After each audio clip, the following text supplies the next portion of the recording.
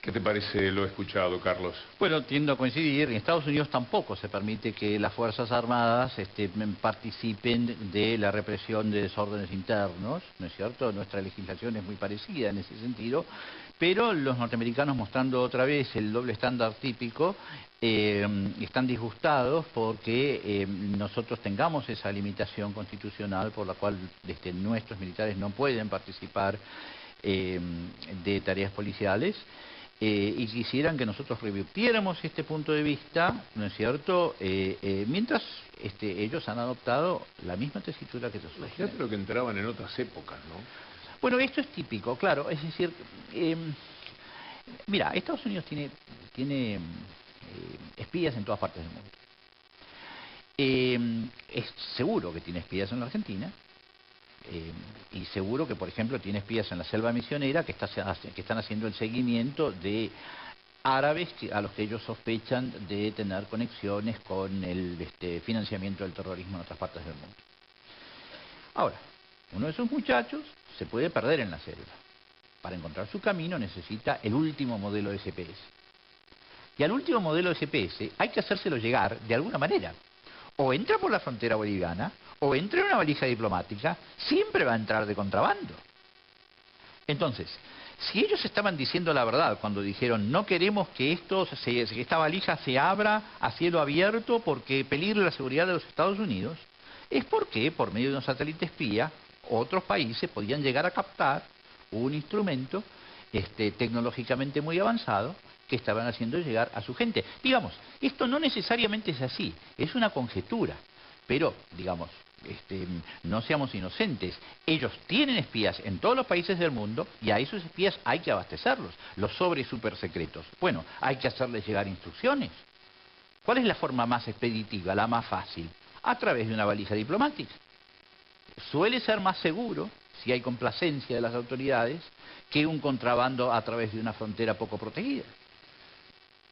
Déjame, Carlos, ver qué dicen en el Twitter nuestros amigos.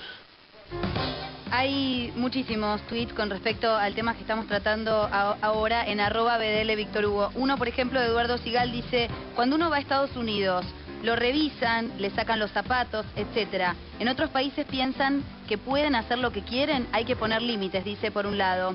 Hay más. Hubergia tuiteó: la herida del gobierno por la exclusión en la gira de Obama. No se puede subsanar yendo el canciller a inspeccionar un avión. Bueno, y tengo más. Por otro lado, Eduardo Sigal tuiteó: en Argentina los políticos opositores no pueden pensar en soberanía y dignidad, solo piensan en ser sumisos con los poderosos.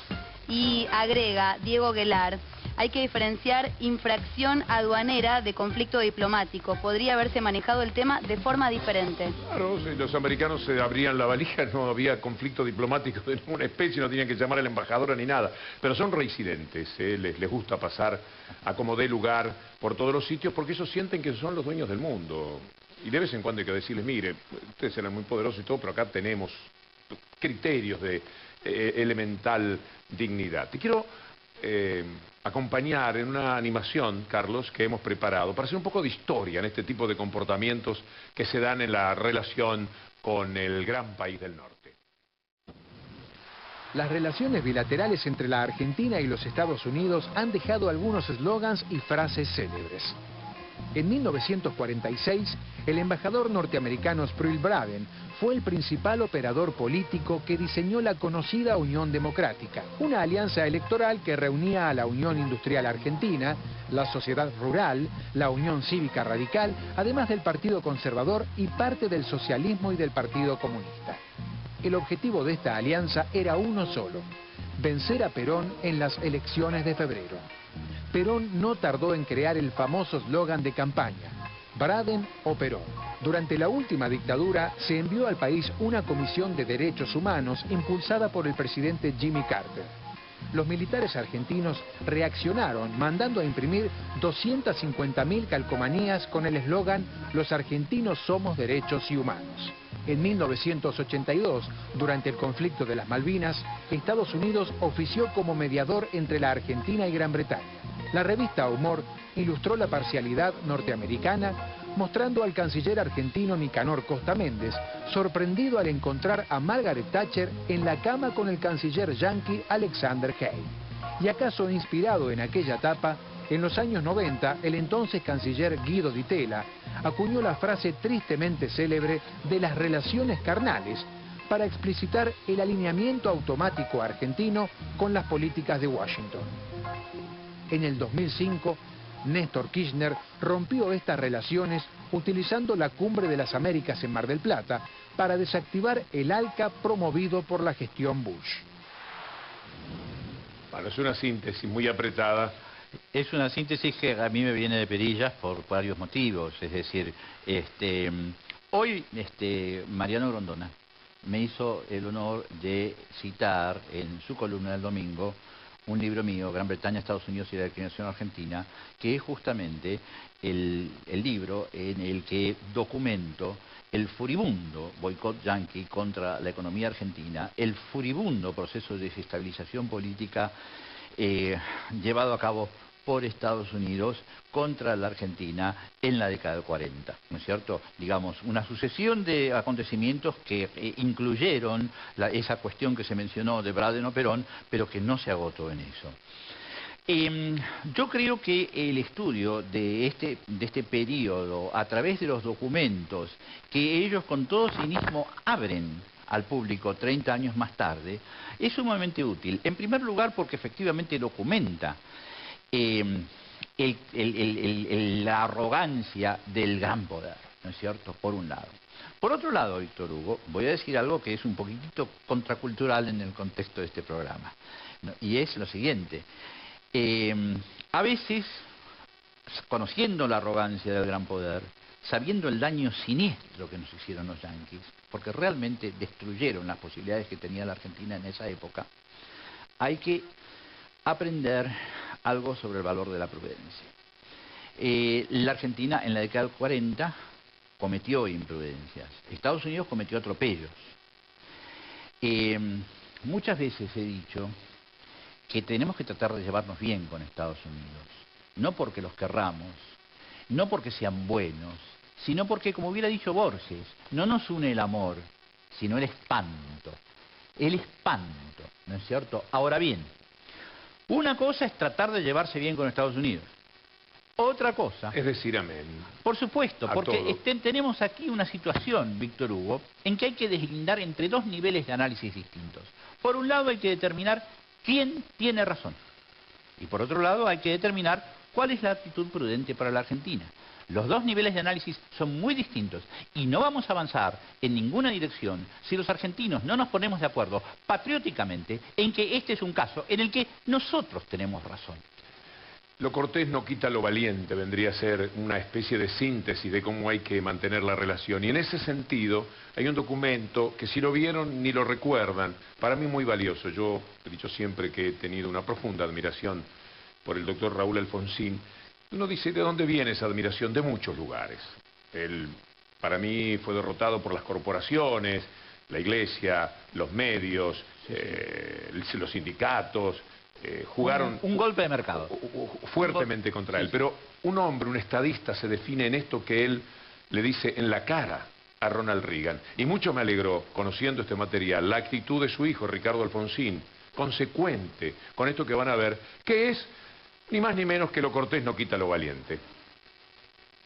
Pero usted también ha señalado acertadamente, señor presidente, la necesidad de acompañar estos procesos de democratización con realizaciones tangibles en el campo económico que permitan a las democracias nuevas dar respuestas cabales a los requerimientos de la democracia social. Es por eso que al lado de la esperanza está también el temor en América Latina.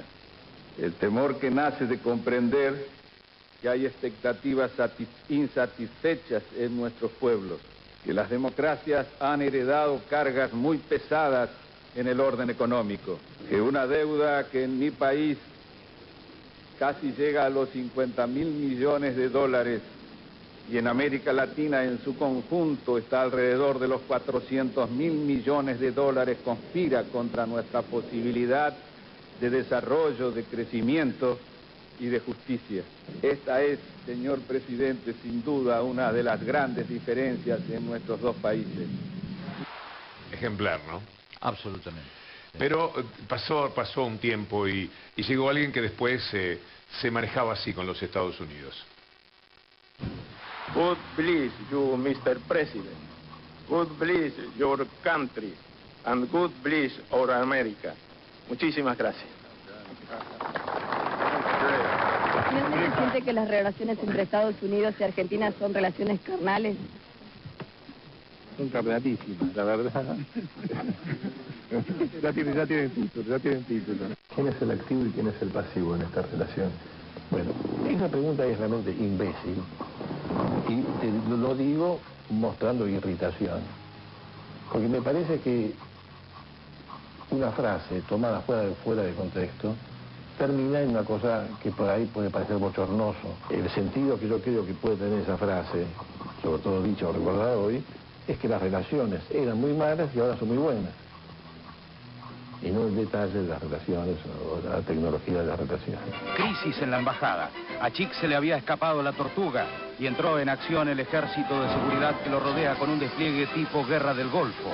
También hubo fuerzas argentinas en la búsqueda. Fueron días de incertidumbre. Sí, pero vengo de la grave anunciar que encontraron la tortuga. ¿Se había perdido?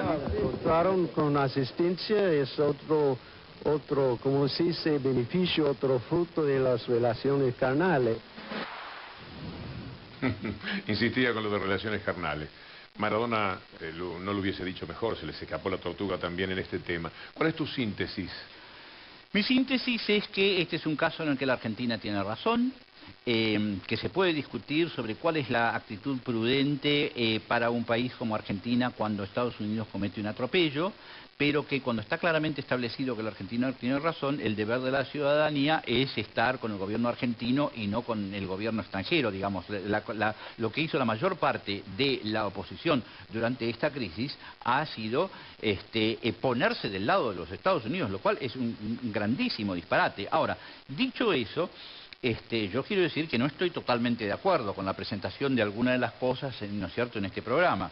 Primero, si me permitís, 15 segundos de defensa de Guido Di Tella. Claro que sí. Bueno, digamos, creo que fue muy desafortunada esa butada, ese chiste, esa hipérbole sobre las relaciones carnales, pero si nosotros estudiamos con un poquito de serenidad la política de Di Tella, ¿no es cierto?, y la comparamos con la política que han venido llevando a cabo los Kirchner en materia de relaciones exteriores, no digo política económica, que es harina de otro costal, nos vamos a encontrar con que hay grandes paralelos. Es decir, lo que sucede es que la retórica era muy diferente. La política de los Kirchner, por ejemplo, se ha alineado con la política de los Estados Unidos en todo lo que tiene que ver con Irán, que es uno de los, digamos, de los grandes cucos de la política internacional actual. La política de los Kirchner sigue la línea de Di Tella en todo lo que tiene que ver con la no proliferación nuclear, que a su vez también es un punto central en la agenda norteamericana. Es decir, que en estos temas que son realmente importantes hay una convergencia de políticas que responde a una convergencia de intereses. Además, Víctor Hugo, se mencionó ALCA. Y yo quiero remarcar que Mercosur nació con Menem. No quiero hablar bien de Menem, porque la política económica de Menem vació a la Argentina y la arruinó, y es indefendible. Pero Mercosur nació con Menem. Pero Mercosur nació con Menem, y además, como la estructura de la política exterior de Menem y Di Tella estaba, digamos, tenía dos patas. Una, la alianza con Estados Unidos, que es más o menos lo que acabo de decir. Otra, la alianza con Brasil, a través de Mercosur, y precisamente porque existía esa alianza con Brasil, ni Menem ni Di Tella jamás apoyaron al ALCA. Nosotros rechazamos al ALCA en la década del 90 y después lo seguimos rechazando. Entonces, digamos, en estas cuestiones fundamentales hay bastantes similitudes. La retórica, por supuesto, es completamente diferente. La metáfora de relaciones carnales, absurda y ridícula. Pero, digamos, y lo que es definitivamente un crimen de lesa patria es darle la razón a Estados Unidos en una crisis como esta. Carlos Escudé, valoro muchísimo que nos hayas acompañado. Me sentí protegido para lo que íbamos diciendo en el programa por tu conocimiento. Muchas gracias. Te agradezco mucho la invitación, Víctor Hugo.